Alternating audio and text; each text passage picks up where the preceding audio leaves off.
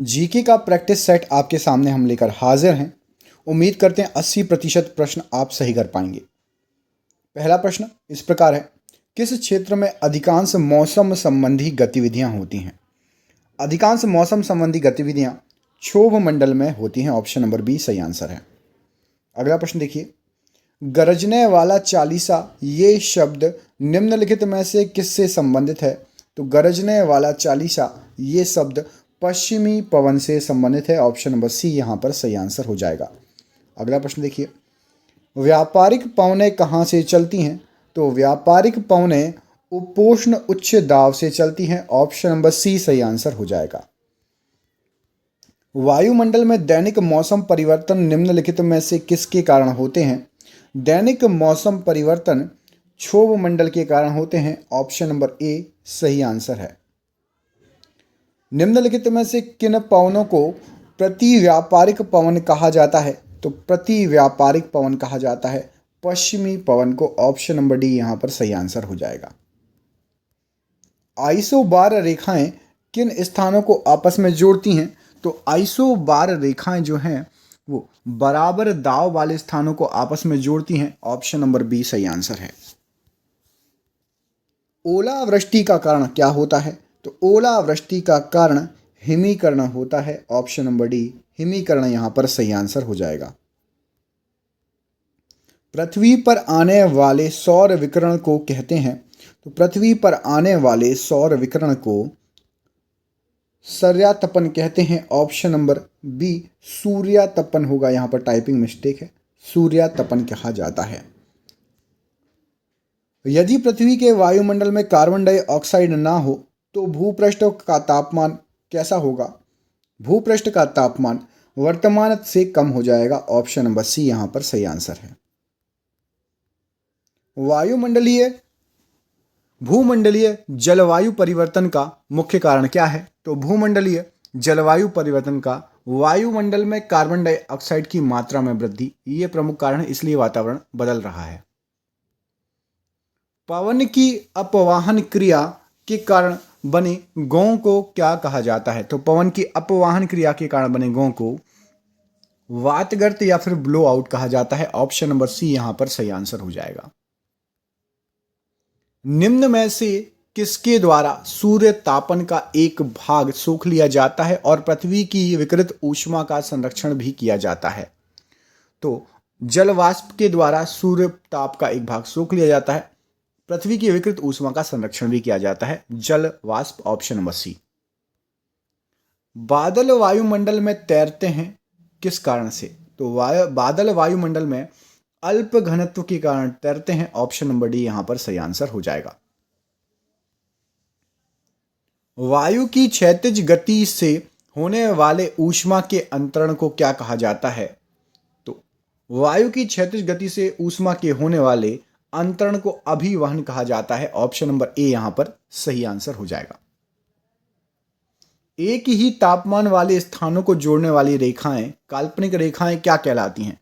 तो जहां पर टेम्परेचर सेम होगा उसको बोला जाएगा समताप रेखाएं या आइसोथर्म रेखाएं। ऑप्शन नंबर डी यहां पर सही आंसर हो जाएगा इस प्रश्न के लिए। ग्रीन हाउस प्रभाव का अर्थ क्या है? तो ग्रीन हाउस प्रभाव का अर्थ वायुमंडलीय कार्बन डाइऑक्साइड के कारण सौर ऊर्जा का विपाशन, ये ग्रीन हाउस प्रभाव का अर्थ है। ऑप्शन नंबर सी सही आंसर हो जाएगा। विश्वव्यापी तापन का संभावित परिणाम क्या हो सकता है? विश्वव्यापी तापन का संभावित परिणाम उपरोक्त सभी हो सकते हैं।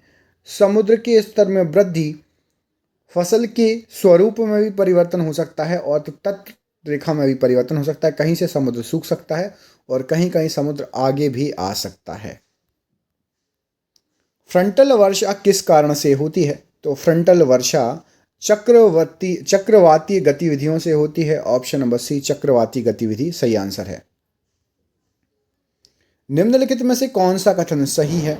तो यहां पर आपका कथन सही जो है, प्रति 165 मीटर की चढ़ाई के साथ तापमान में 1 डिग्री की कमी हो जाएगी यदि आप 165 मीटर की ऊंचाई पर चढ़ते जाते हैं।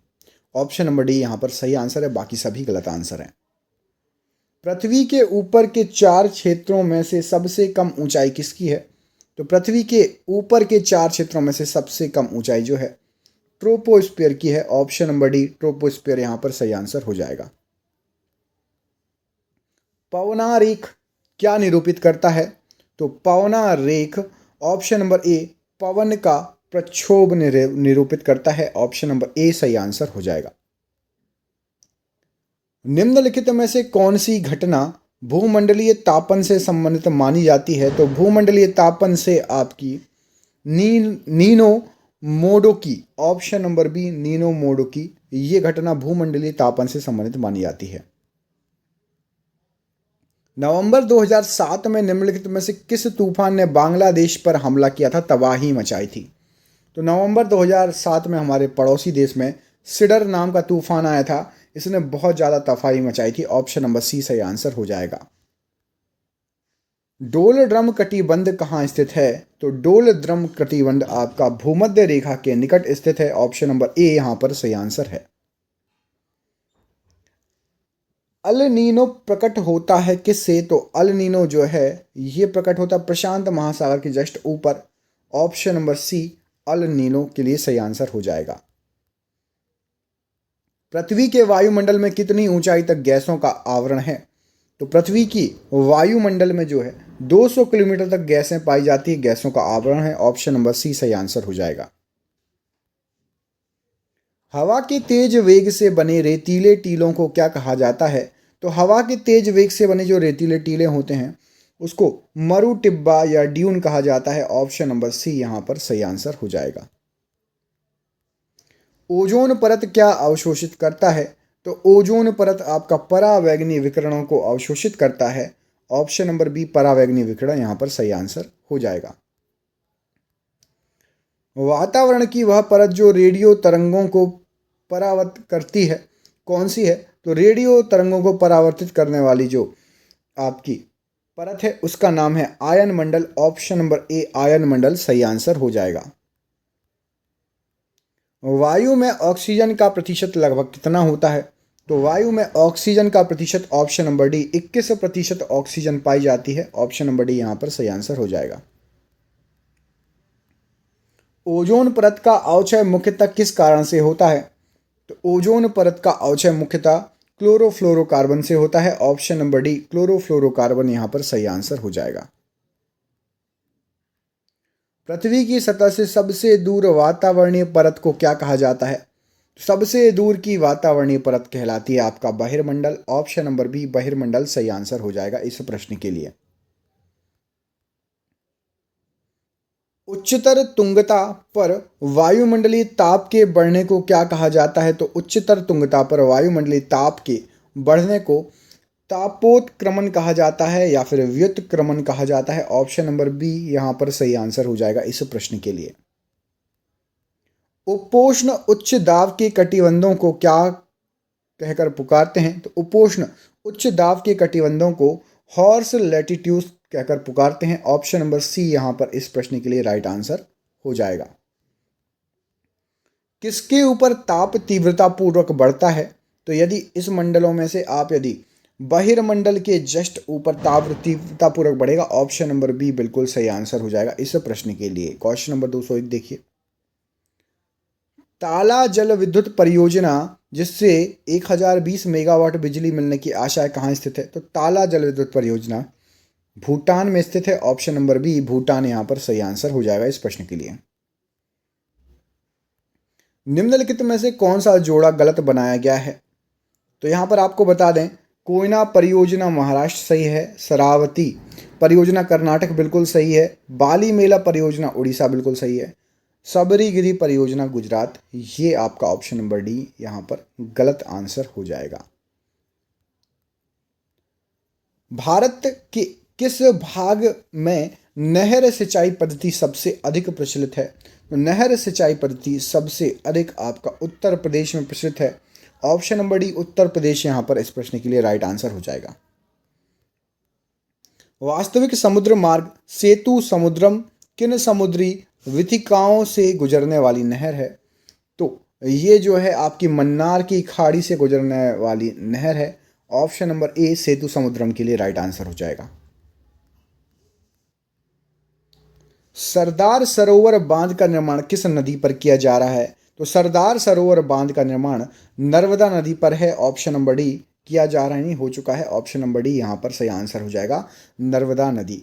कमेंट करके आपको बताना नर्मदा नदी कहाँ से निकलती है और कहाँ गिरती है, इस प्रश्न का आंसर दीजिए। और ये रहा आपके लिए एक सरप्राइज क्वेश्चन, इसका भी आंसर कमेंट बॉक्स में दीजिए।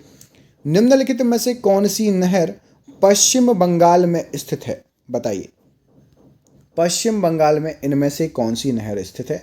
एक तो आपको इस प्रश्न का आंसर देना है, दूसरा नर्मदा नदी कहाँ से निकलती है और कहाँ गिरती है। जिस प्रश्न का भी आंसर आपको पता हो उस प्रश्न का आंसर कमेंट बॉक्स में कमेंट दिख करके बताइए। क्या आपको 50-50 क्वेश्चन की ये सीरीज़ पसंद आ रही है? हमें कमेंट करिए। अगला पार्ट चाहिए, कमेंट बॉक्स में पार्ट 2 लिखिए। मिलते हैं आपसे अगले वीडियो में, तब तक के लिए अपना ख्याल रखिए। प्लीज़ वीडियो को शेयर जरूर कीजिएगा। चैनल पर पहली बार आए हैं, प्लीज़ चैनल को सब्सक्राइब कर लेना। बहुत बहुत धन्यवाद दोस्तों, आपका दिन शुभ हो। बहुत बहुत धन्यवाद।